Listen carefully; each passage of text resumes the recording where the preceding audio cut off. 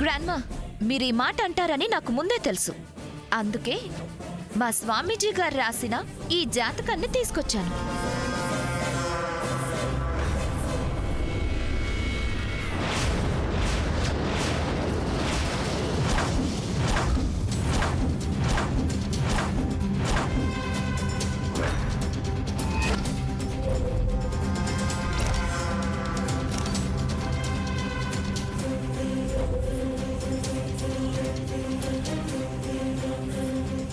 లేని నా జాతకాన్ని మా స్వామిగారు నన్ను చూడగానే ఆయన దివ్య దృష్టితో ఈ జాతకం రాశారు.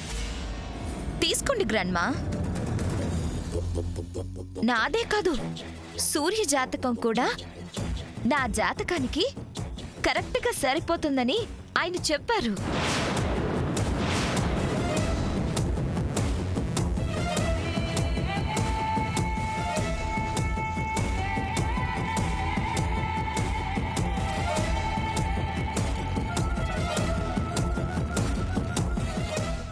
అవును, నీకు సూర్య జాతకం ఎక్కడి నుంచి వచ్చింది?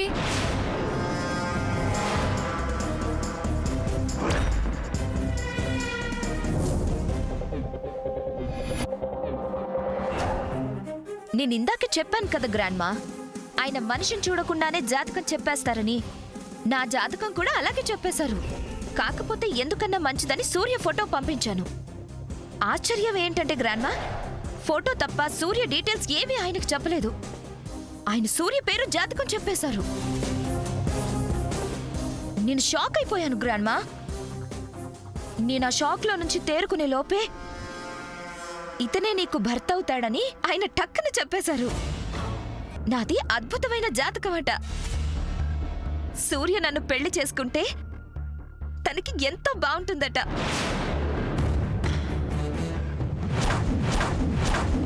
అవునా? అవును, నువ్విక్కడే ఉన్నావు కదా, నువ్వెప్పుడెళ్ళి స్వామీజీని కలిసావు? ఆయన మా ఫ్యామిలీ స్వామీజీ కదా గ్రాండ్మా, కలవక్కర్లేదు. అన్ని ఫోన్లోనే మాట్లాడేసుకుంటాం కదా మామ్? అవునండి, బేబీ చెప్పింది కరెక్ట్. మేము ఆ స్వామి గారిని కలం, అన్ని ఫోన్లోనే మాట్లాడతాం. అమ్మా సామాన్య, ఇంకా ఏం చెప్పారు? తాంబూలాలు ఇప్పుడు మార్చేసుకోమన్నారు ఆంటీ. ఈ నవరాత్రులలో ఏదో ఒక రోజు చూసి లగ్నపత్రిక రాయించమన్నారు. ఖచ్చితంగా విజయదశమి లోపే పూర్తవ్వాలన్నారు. ఎట్టి పరిస్థితులను దాటనివద్దన్నారు. ఎందుకు జరగదమ్మా, ఈ లోపే అయిపోతుంది. రాజీ,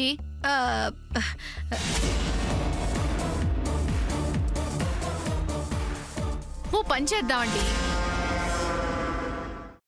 అమ్మా, అలాంటి వాళ్ళది నిజమైన ప్రేమ కాదు, అది వ్యామోహం. ఎగ్జాక్ట్లీ చిన్నత్త, నిజంగా ప్రేమించుకున్న వాళ్ళు అలా చేయరు. ఎంత మనసు విరిగిపోతే కన్న కూతుర్ని పట్టుకొని మా దృష్టిలో చచ్చిపోయా ఉంటుందా తల్లి? అది సరే అమ్మా, తన కూతురుతో తన మాట అనేటప్పుడు ఆమె మాటల్లో వ్యథ, కళ్ళల్లో బాధ గమనించావమ్మా? పెద్దబాబుకు బర్త్డే విషెస్ చెప్పు కూడా వెళ్ళాం కదా. ఊరికే ఎలా కాలిపోతుంది? మంట పెడితేనో పడితేనో తగలబడుతుంది.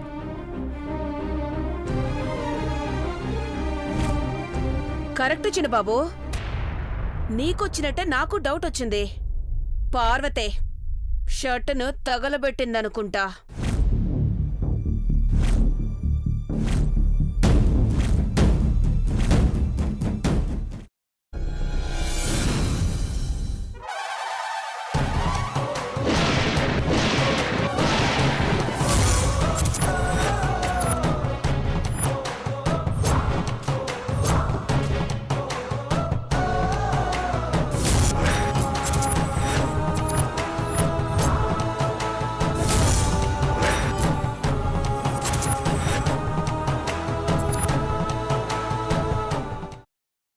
తర్వాత పొట్టు తీసేసి చాప్ చేసి పక్కన పెట్టుకోవాలి.